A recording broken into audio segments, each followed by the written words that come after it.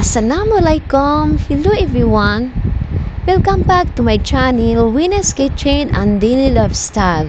For today's video, I'm going to share with you how to make chicken curry with potatoes. If you want to know my recipe, please watch my video until the end. Slice na po ng potato, so ni-slice ko ng medium size.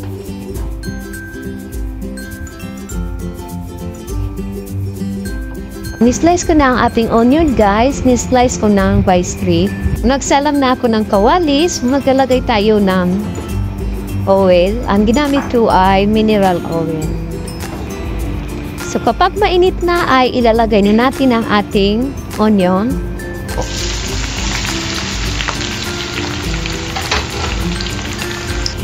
So isama na natin ang ating garlic.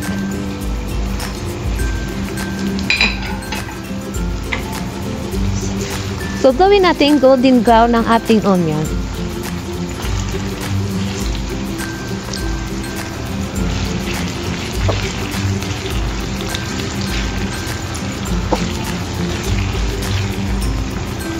So, nag-golden brown ng ating onion kasama ating garlic. So, hahangin na natin ang ating onion sa ating apoy. So, ipa-dry natin ng tissue ang ating onion para matanggal yung oil.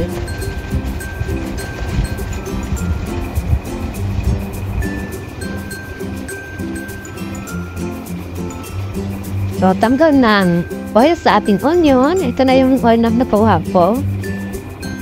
Tapos, dinapon ng kamatis. So, mainit na din ang ating mantika. So, ilalagay na natin ang ating kamatis. I-fry natin ang ating kamatis ng mga 5 minutes.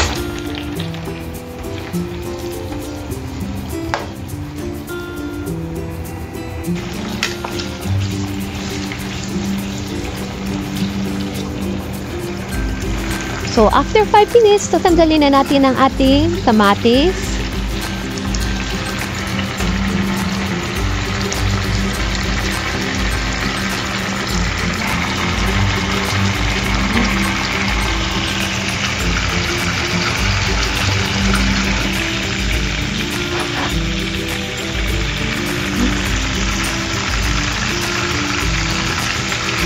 So, ito na ang ating kamatis na ni-fry natin ng 5 minutes.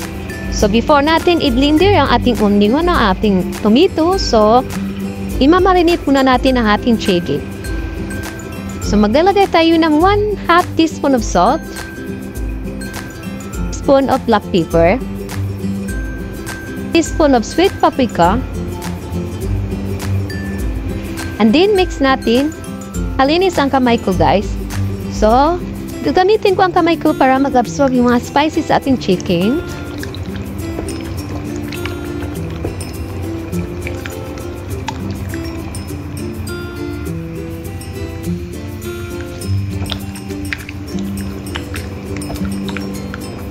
And then, isit aside natin for 15 to 20 minutes. Ni-fry ko pala ang potato ng mga 5 minutes para pag ginawa ko siyang curry, hindi siya mabibiyak. So, haluin natin para hindi masono.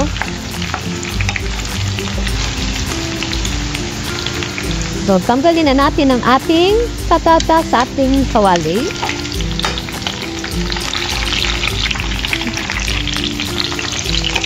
Lagay na natin sa ating plate.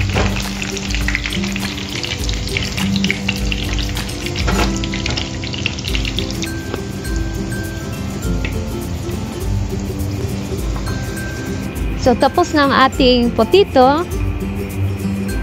So, next ay i-fry din natin ng mga 5 minutes ang ating ni-marinate na chicken. So, simpan ang ginamit ko. So, ilalagay na natin ang ating chicken. Ito-fry natin ng mga 5 minutes ano.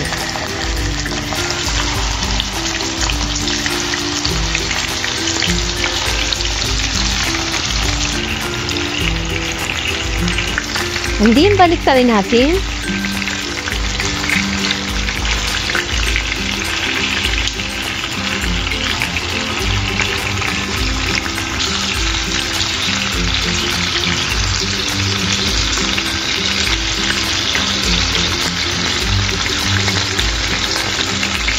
Alam niyo ba guys, bakit ko siya ni-fry ng mga 5 minutes? Para hindi siya lasang malansa.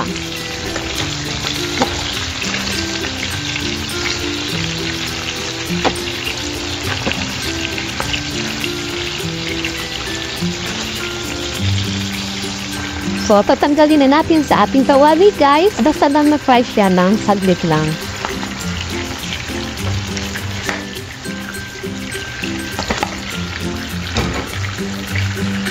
So, ito na ang ating chicken. Tapos na rin ang ating chicken. Ang ating potato na ni-fry ko ng 5 minutes. Ang onion na ni-fry ko din kasama ang garlic. Pinag-golden brown po. At ang tomato na ni-fry ko din ng 5 minutes. So, i-blender natin ang ating onion, garlic, kasama ang ating tomato.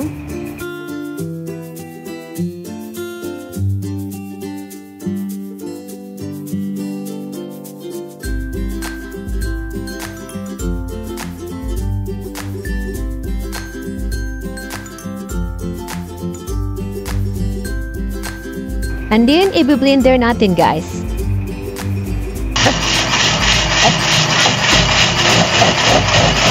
So, tapos na natin i-blender ang ating onion, garlic at tomato. Ito na yung magsisilbing sauce natin sa ating chicken curry.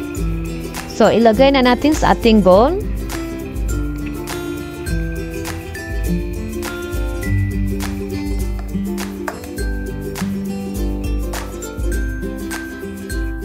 So, napainit na ako ng kawali. So, maglalagay tayo ng olive oil.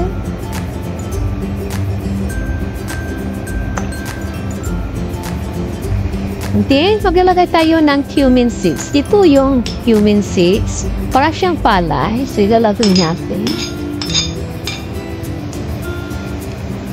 So, haluin natin ng mga 2 minutes.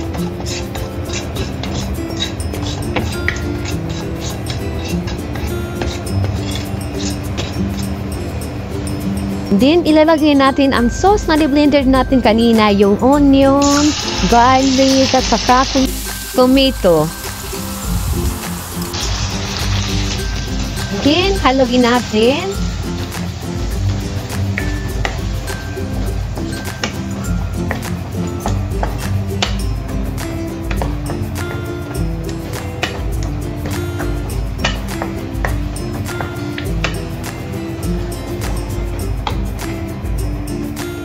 So, kapag umalis na ang ating sauce at ating kagiro tulad nito, ganyan, umaalis na. So, ilalagay na natin ang ating chicken. So, ito yung mga spices na ilalagay natin. Ang bay leaves, 2 cloves, magic cube, cardamom green, cardamom black, cinnamon stick. And then, mix natin.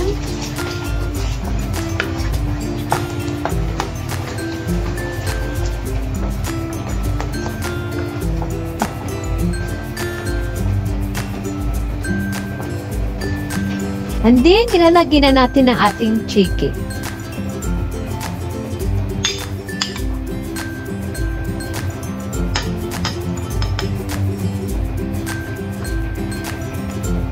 I-mix natin.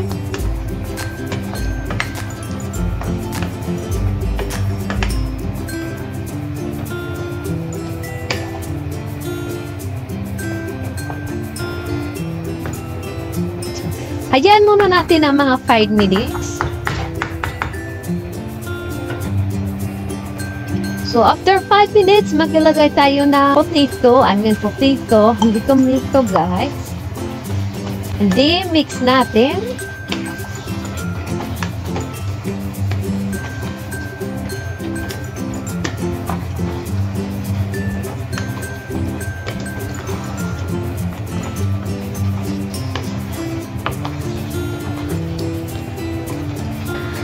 So, maglalagay tayo ng tubig. Yung tubig na galing sa, sa blender natin kanina. Lagyan ko lang ng tubig. Mix natin.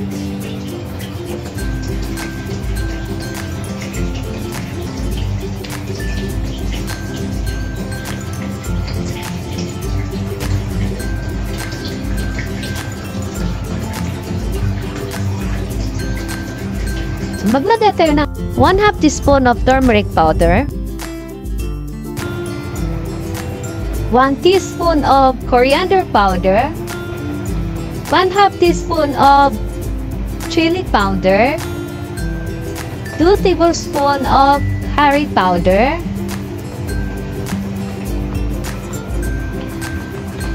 and then mix natin.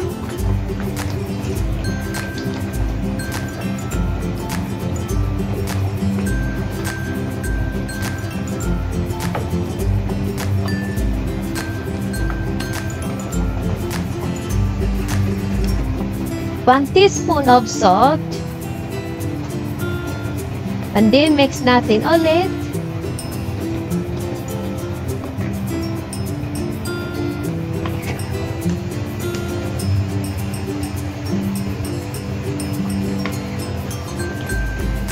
And then takpan natin.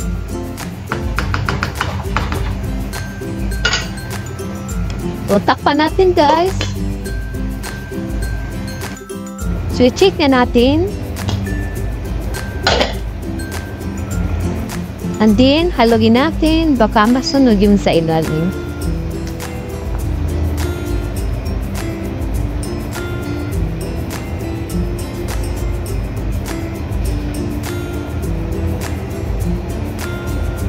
Napakabamo niya, guys.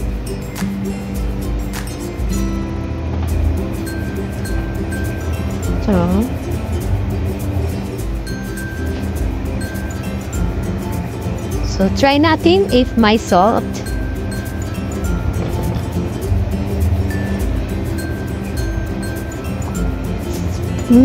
May salt na siya. Perfect. Try natin ang patapait. Luto na siya. Luto na siya, guys. So, ipa-dry natin kunti ang sauce, ang sabaw. Tapos, luto na siya. Takpan muna natin ng mga 5 minutes. So, after 5 minutes, i-check na natin ang ating chicken curry. So, maglalagay tayo ng coriander sa taas niya para pampabango.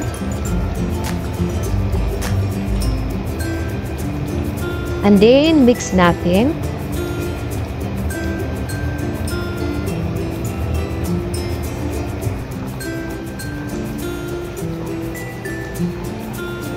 Ito na yung coriander leaves nilagay ko sa luto ng ating chicken curry. Ready to